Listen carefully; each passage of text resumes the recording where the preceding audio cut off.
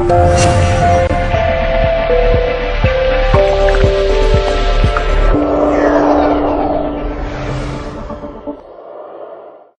India, we are living in the second largest urban system in India, obviously contributing something to the tune of 70% of the gross domestic product.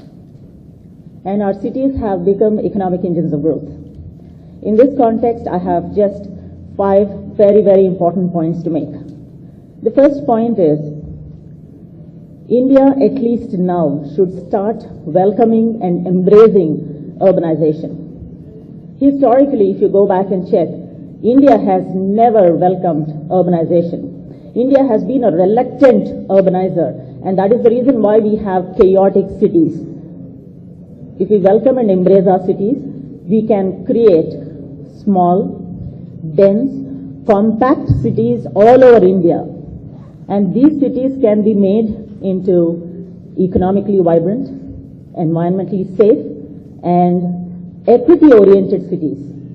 We also have to shape these cities into hubs of innovation and entrepreneurship. We should very consciously stay away from making our cities larger than life, the mega city trend that we are seeing today that have created a whole lot of chaos in our urban ecosystem. We should also perhaps learn from the mistakes that we made in creating a Gurgaon or looking at what's happening to Mumbai today. That is my first point, embrace urbanization.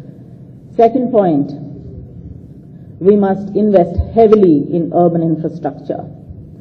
Today, if we scan the environment, the United Kingdom invests something to the tune of $350 per capita in urban infrastructure. Take a look at China. China invests $117 per capita.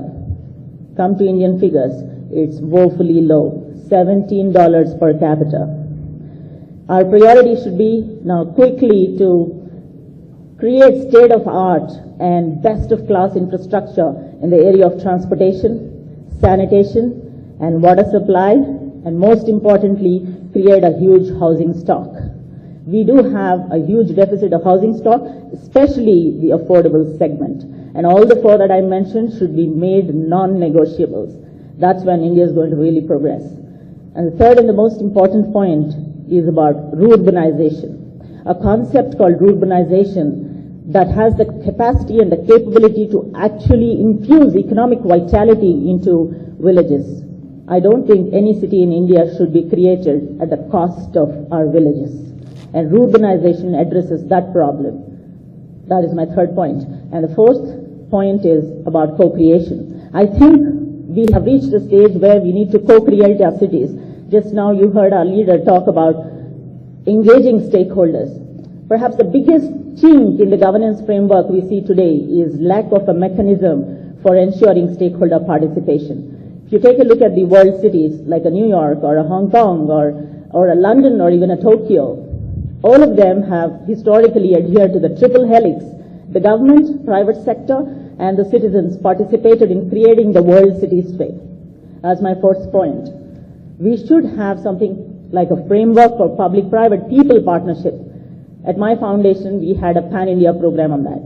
And the last and the most important point, friends, I think we should quickly develop a framework for smart cities in India. The Delhi-Mumbai Industrial Corridor has created a prototype for creating smart cities. We have seen a similar exercise in Gujarat, the GIFT City, but they are all meant for new cities. What about existing cities? We need to develop a smart city framework for retrofitting existing cities in India.